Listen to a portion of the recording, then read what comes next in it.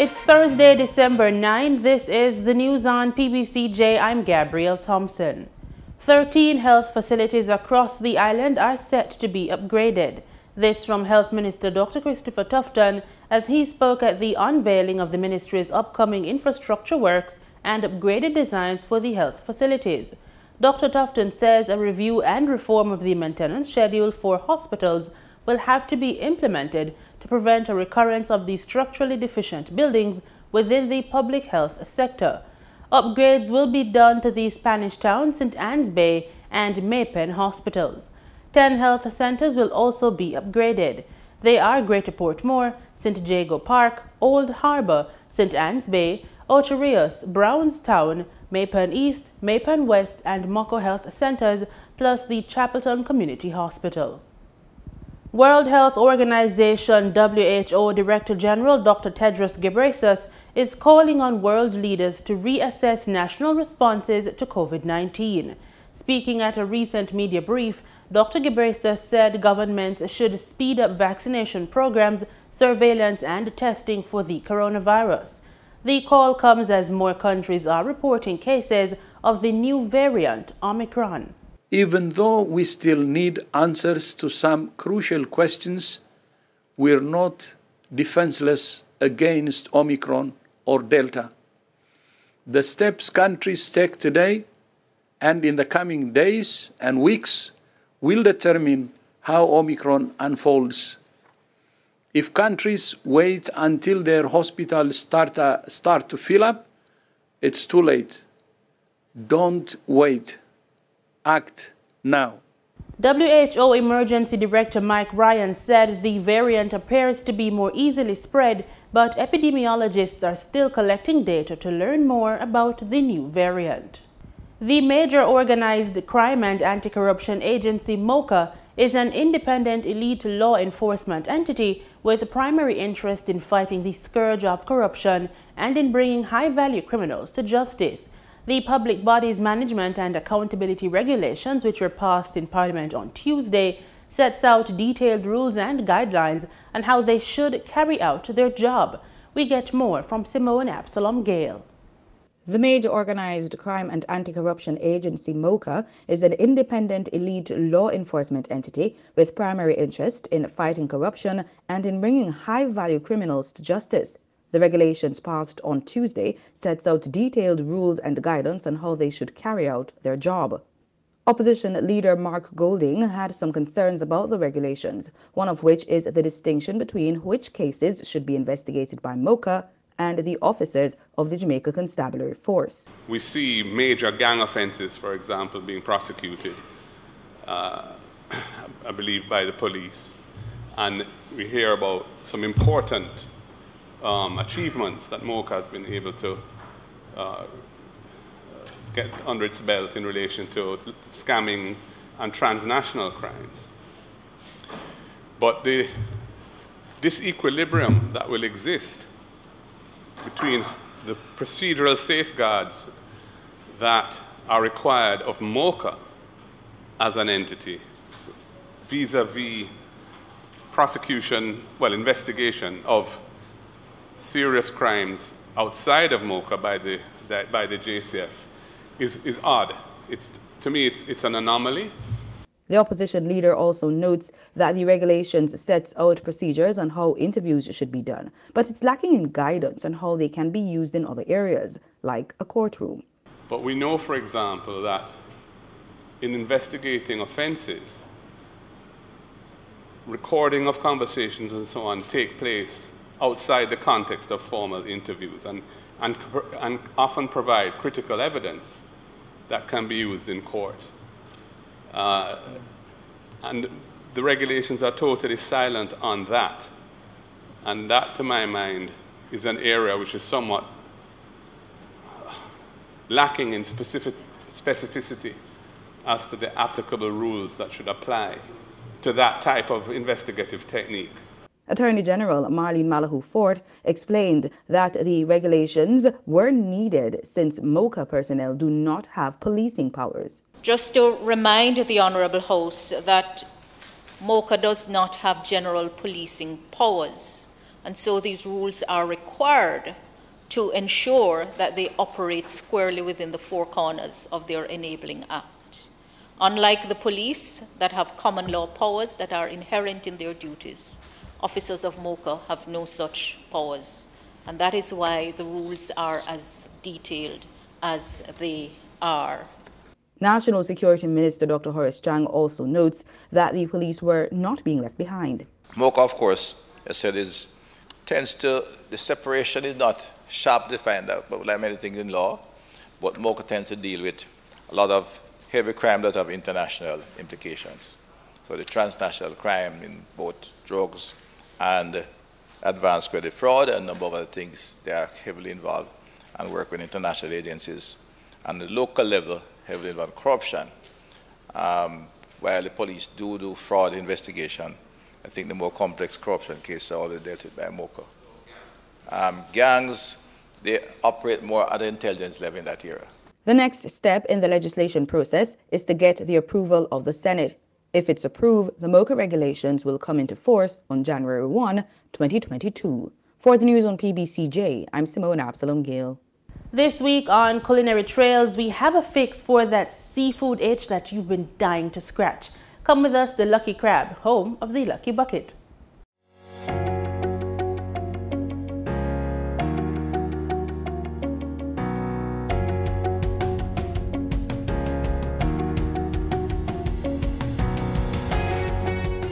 Hi, my name is Karen, manager for Lucky Crab Seafood, home of the Lucky Bucket.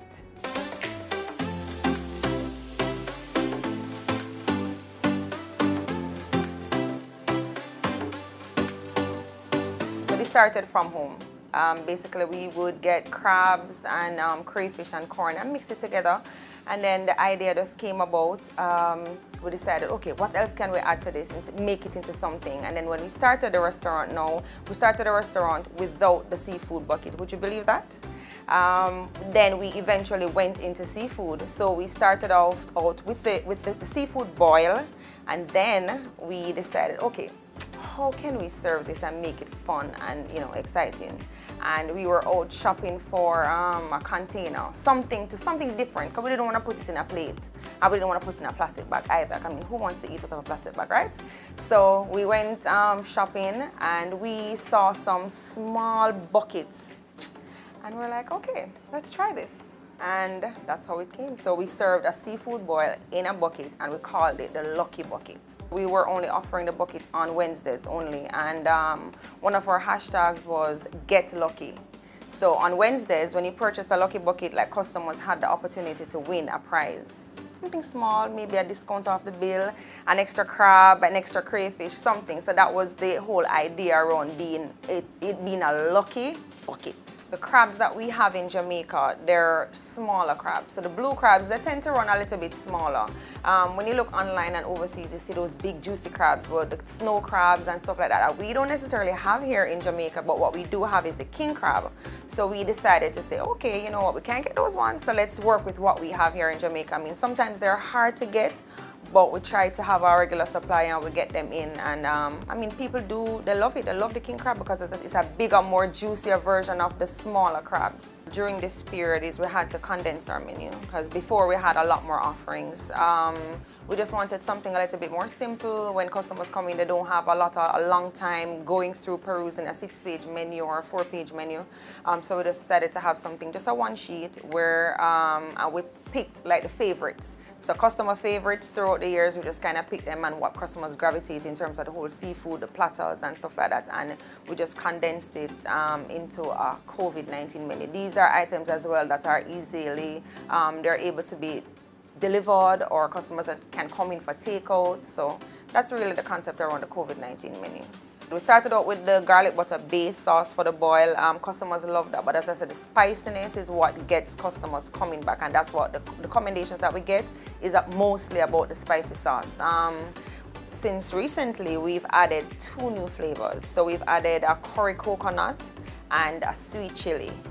But To be honest with you, I think the customers would probably have to do a poll because all three right now, they're in a stiff competition. Currently, we're open 11 a.m. to 7 p.m., 11 a.m. to facilitate lunch.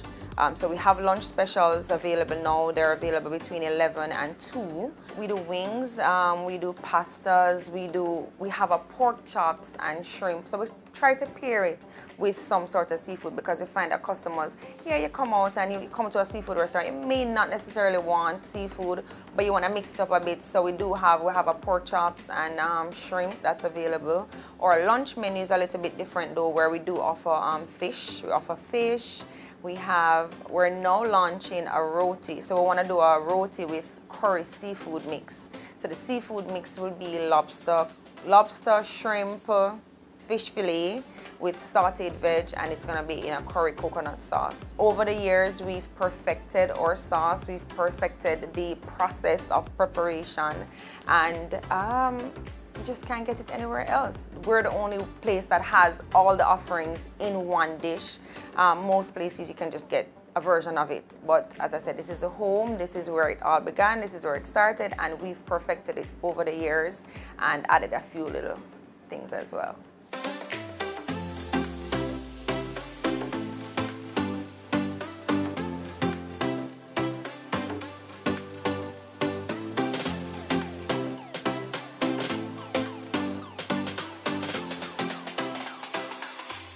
You can order for takeout or delivery. You go on the website, you click see menu and order. Say for instance you're going to order a Lucky Bucket. Click on the item. You have the option of a large or small, so we're going to go with a large bucket today. You also get to choose the sauce. So we have garlic butter, sweet chili, or the curry coconut, and you can get that in mild or spicy. So you select, today we're going to go with the sweet chili mild. You also have the option to add on items. If you want to add a corn, extra potatoes, extra sausage, or shrimp, you can add that. So let's add some extra sausage and eggs. And we go add cart. To check out, we click on the cart icon. It would ask you to enter your information. So you enter your name, your email address, and a contact number. If you're going for delivery, you'd be asked to enter the location, which would be right here. So you enter the address, you click save. It will give you the total.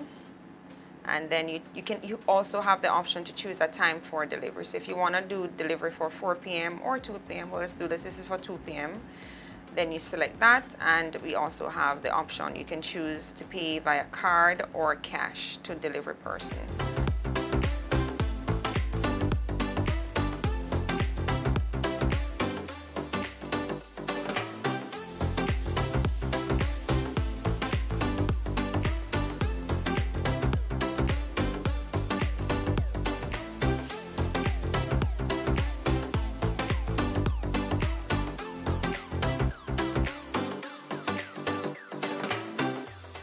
Tributes continue to pour in for acclaimed record producer and bassist Robbie Shakespeare. He died on Wednesday at age 68.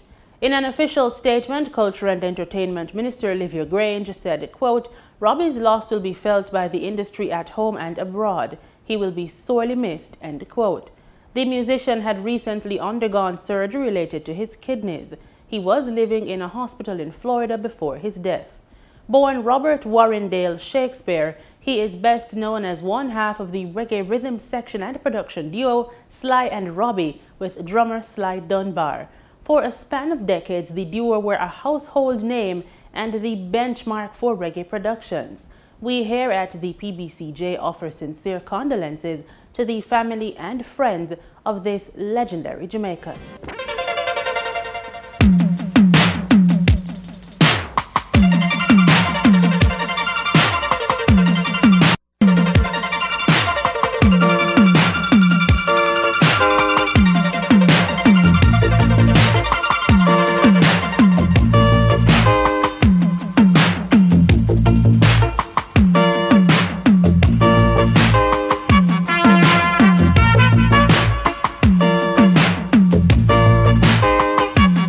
Motorists will see a reduction in both gas and diesel at the pumps this week. This plus all the news and market details in this extended business report.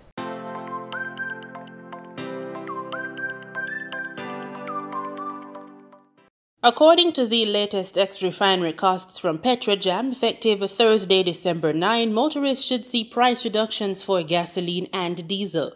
87 and 90 octane gasoline will be sold for $159.19 and $164.63 per liter, respectively, with both grades down by 25 cents. Automotive diesel fuel had a $3.06 price drop and will be sold for $153.93 per liter, while ultra-low sulfur diesel is down by $3.04 and will be sold for $161.17 per liter. Kerosene had a price drop of 34 cents and will be sold for $134.41 per liter. Propane liquid petroleum is down $3.06 and will be sold for $70.31 per liter. Butane liquid petroleum will be sold for $80.53 per liter, following a decrease of $3.06. Be on the lookout for price changes as marketing companies and retailers will add their markup to these prices. In foreign exchange trading for Wednesday, December 8, the US dollar sold for an average $155.57. The Canadian dollar ended trading at $122.70. The pound sterling traded for $203.88, and the euro sold for an average $177.08. In Wednesday's trading session, the JSE combined index declined by 915 points to close at under 400,000 units.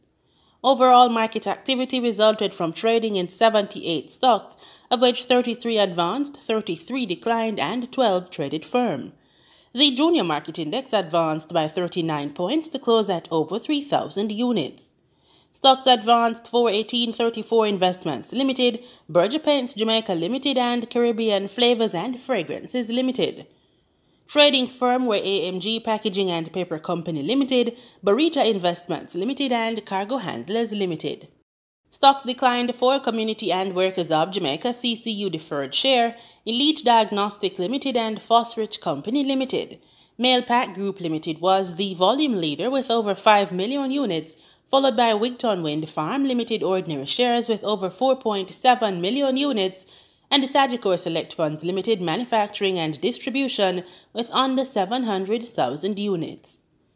In market data for oil, prices eased after early gains on Thursday after measures by some governments to slow the spread of the Omicron coronavirus variant, though losses were capped by positive comments from vaccine makers about the efficacy of their jabs. Brent crude futures fell 47 cents or 0.6% to $75.35 a barrel. West Texas Intermediate crude futures fell 31 cents or 0.4% to $72.05 after a session high of $73.34.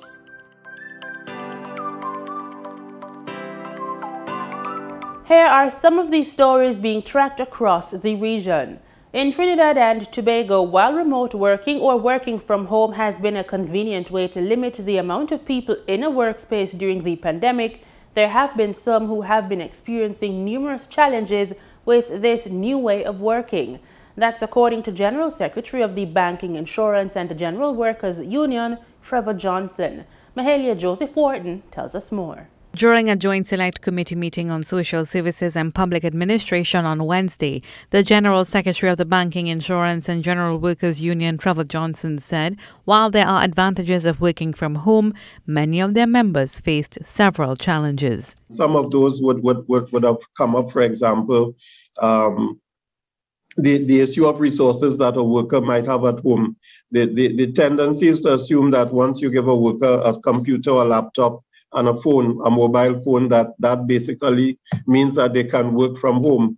But we have to consider a number of things. I mean, the internet security, internet bandwidth. He said many do not have the necessary provisions at home, like a workspace. We have workers working from home on a bed, workers working in their porch, in their gallery, in their kitchen, in their living room, and they have a child right across who is also schooling. We have workers from home where the home has one or two devices, but you have 3 or 4 children, and etc. So that there are a number of issues. On another topic, JSC member Esmond Ford sought to find out what the entities have done to assist the government in getting relief to the unemployed. President of the Trinidad and Tobago Coalition Services Industries, Mark Edgehill, said they were heavily involved in getting their members up and running after the lockdown period, especially when it came to preparation. The transfer of information was our main point of contact, obviously, because we can't provide funding for relief. So we have to provide the guidance and the service to assist them in not only becoming compliant to access the available options that they have, but also one of the main focuses that we have had was lobbying to government to prove certain sectors can actually get back to work. The sectors have protocols established, the protocols have been approved. The committee met to examine unemployment during the COVID-19 pandemic and the state's capacity to provide support to persons who became unemployed as a result of the pandemic. Among the issues discussed was the non-payment of relief grants to date to those unemployed since 2020. This is the second hearing on the issue by the JSC. Mahalia Joseph Wharton, TTT News. The International Monetary Fund, IMF, has warned of an economic collapse in some low-income countries unless creditors in the world's richest nations suspend debt service obligations and help to renegotiate new terms. The caution was issued in an IMF blog last Tuesday, which was co-written by the Monetary Fund's managing director. GBN News provides context of this to Grenada in this report. Is Grenada due for another structural adjustment program or debt restructuring? This question looms as the nation was named in an online article published by Live Mint as one of the countries already experiencing debt distress. The publication pointed to a November 23rd World Bank article titled COVID-19 Debt Service Suspension Initiative, which indeed has Grenada as one of the countries in debt distress. The Debt Service Suspension Initiative was established by the G20 countries and spurred on by the World Bank and the International Monetary Fund, which sought to assist countries to fight the pandemic by temporarily pausing official debt payments. The initiative is expected to expire at the end of the year, and interest rates are poised to rise, making it difficult for low-income countries such as Grenada to service its debts. During the budget presentation, Finance Minister Gregory Bowen had factored in the pandemic, contributing to new borrowings, however discounted any adverse effects to Grenada. Furthermore, Mr. Speaker, Grenada's debt is assessed as sustainable by the International Monetary Fund and other international financial organizations. According to the IMF officials, the Debt Service Suspension Initiative will force participating countries to resume debt service payments. Public debt repayments accounted for the largest portion in the 2022 budget at $420 million.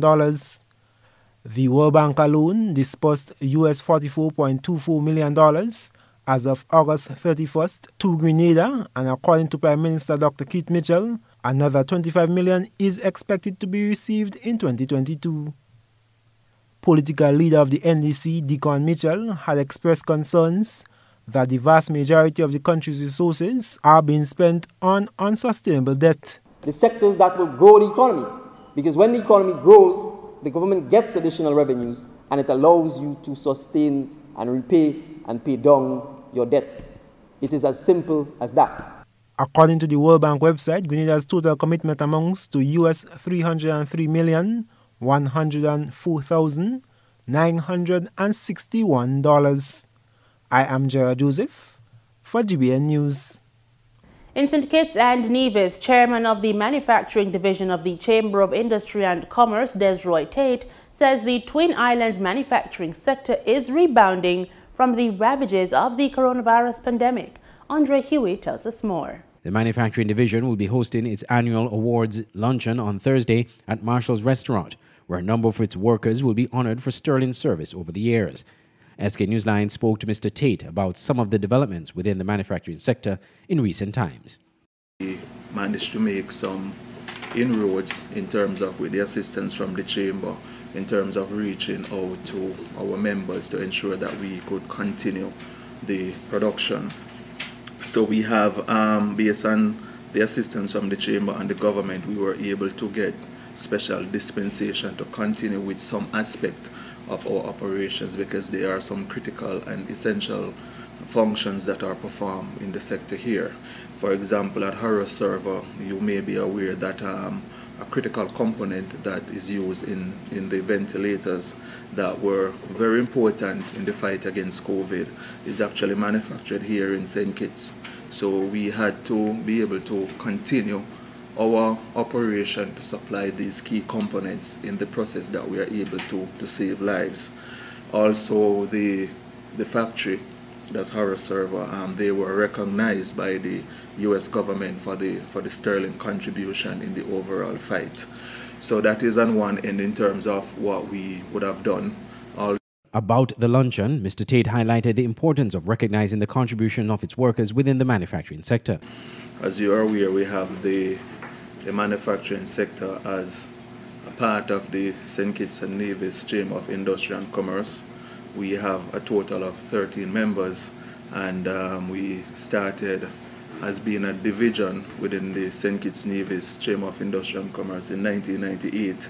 And over the years, we have tried to recognize, to reward our employees because we understand the importance of this recognition for our employees.